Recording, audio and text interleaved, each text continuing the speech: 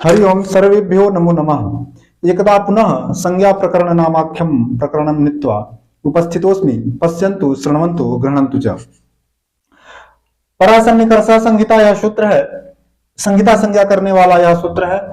सूत्र में जो है तीन पद हैं, परः, सन्निकर्षः और संहिता। 1-4-109 का यह सूत्र है, पहले अध्याय के चौथे पाद का 109 नंबर का। तो परः का मतलब होता है, परः शब्द का यहाँ पर अर्थ है अतिशय। ठीक है, तो वर्णा नाम अतिशयितः, वर्णों की अत्यधिक। ठीक है, सन्निकर्ष शब्द का अर्थ हो जाएगा सामीप्य। तो अत्यधिक सन्निधि जो होती है, अत्यधिक जो सामीप्यता होता है, वही जो है संहिता संज्ञा, उसी की संहिता संज्ञा हो जाती है, वही संहिता संज्ञा कहलाता है।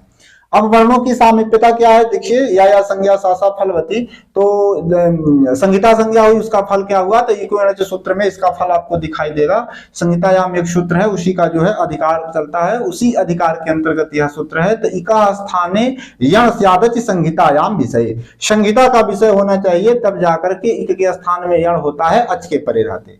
तो जो यहाँ पर यदि में जो ह्रस्व इकार है और इधर जो अच है, इसके बीच में क्या होना चाहिए, अत्यधिक समीपता होना चाहिए इकार और जो है अकार के बीच में।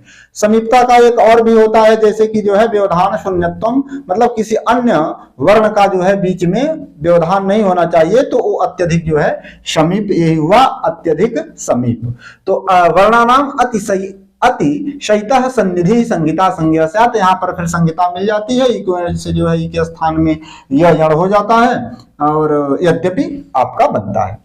ये हो गया संहिता का फल। हलो अनंतरा संयोग के अंतर भी आप देखेंगे, तीन पद है, हलः, अनंतराः और जो है संयोग।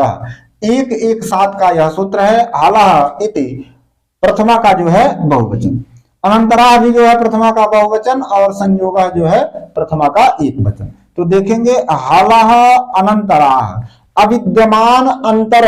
ठीक है, अर्थात जो हल वर्ण है, जैसे यहाँ पर देखिएगा द ध य, तो ये हल वर्ण है, इसमें जो है अंतर नहीं है। अंतर का मतलब हाँ, अच का हल तो यहाँ पर है ही है, अन्य वर्ण का तो अच और हल, यही दो जो है वर्ण है जो है, तो अच का जो है व्यवधान नहीं होना चाहिए। वही वृत्तिकार जी ने लिखे अच भी अव्यवहिता हला, अच से हाँ हीन, अच से अव्यवहित, हाँ अच से रहित जो हल वर्ण है, उनकी जो है संयोग संज्ञा होती है। तो देखिएगा द में जो है अच नहीं है, ध में अच नहीं है, य में अच नहीं है, तो इनकी जो है क्या हो जाएगी, संयोग संज्ञा हो जाती है। संयोग संज्ञा का फल जो है यही है, संयोगांत लोपा में जो है संयोग संज्ञा की आवश्यकता पड़ती है, जब इस तरह का करते हैं और लोप वगैरह होने की बात होती है। तो जब आप शुद्धोपास्य इत्यादि पढ़ेंगे तो वहां पर इसकी जो है आवश्यकता पड़ेगी।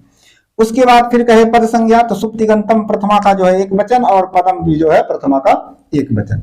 1-4-14 का यह सूत्र है, पहले अध्याय के चौथे पाद का 14 नंबर का यह सूत्र है। तो ये पद संज्ञा जो है करता है, अपदम न प्रयुंजित, शास्त्र में जो है अपद का प्रयोग नहीं करते हैं, तो कहे कि पद संज्ञा इसीलिए जो है यहाँ पर किया गया। और सुबंतम तिगंतम च पद संज्ञम साथ, अंत का जो है सुप के साथ भी जोड़ेंगे और तिंग के साथ भी जोड़ेंगे।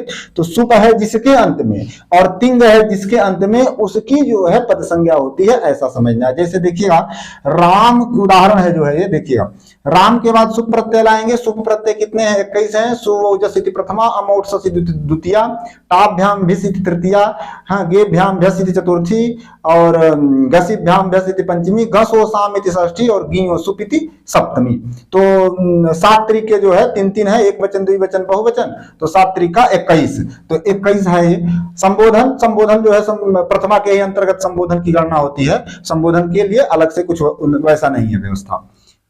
अब तिंग कितने हैं, जो है 18 तिंग है। तिंग का मतलब तिप्तजी, शिप्तस्थ, विपवश्मस्ताताभ्या, था साथाम, ध्वम इड वही महिंग, ये हो गया आपका तिंग। तो तिंग 18, सुप जो है 21। परीक्षा में पूछा जाता है कभी कभी, तो आप इसको ध्यान रखेंगे।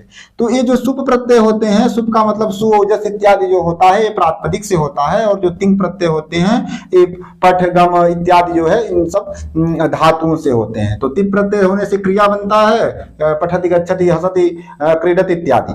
और स्वादि प्रत्यय की जब उत्पत्ति होती है तो राम, बालक, श्याम, मोहन, मोहनौ इत्यादि, इस तरह से जो है रूप आपके चलते हैं। तो अब ये पद हो गया। हाँ, तो सुप जिसके अंत में है, तो किसकी पद संज्ञा हो गई, ये पूरे की जो है क्या करेंगे, पद संज्ञा कर देंगे। तो रामः, ठीक है, पठ पठ के बाद जो है तिप प्रत्यय हुआ, तो तिंग जिसके अंत में है, तो इस तरह से पठति रामः ये सब पद बन जाते हैं, और फिर जो है प्रयोग होता है रामः पठति, रामः गच्छति, रामः लिखति, रामः हसति, अन्य और भी बहुत से ऐसे वाक्य बनते हैं। इतनी बातें हो गई, इसका जरूर ध्यान रखिएगा, सुप और तिंग की पद संज्ञा नहीं होती है। सुप और तिंग जिसके अंत में रहेंगे उसकी पद संज्ञा होती है। सुप जो है प्रातिपदिक से करते हैं, और तिवादी प्रत्यय जो है धातुओं से जो है होता है। तो आप संज्ञा प्रकरणम के अंतर्गत आज संज्ञा प्रकरणम पूर्ण हो गया, और कहीं पर कोई समस्या होती है, कहीं नहीं बनता है, नहीं जो है कोई पंक्ति समझ में आती है, तो आप प्रश्न कर लेंगे। तब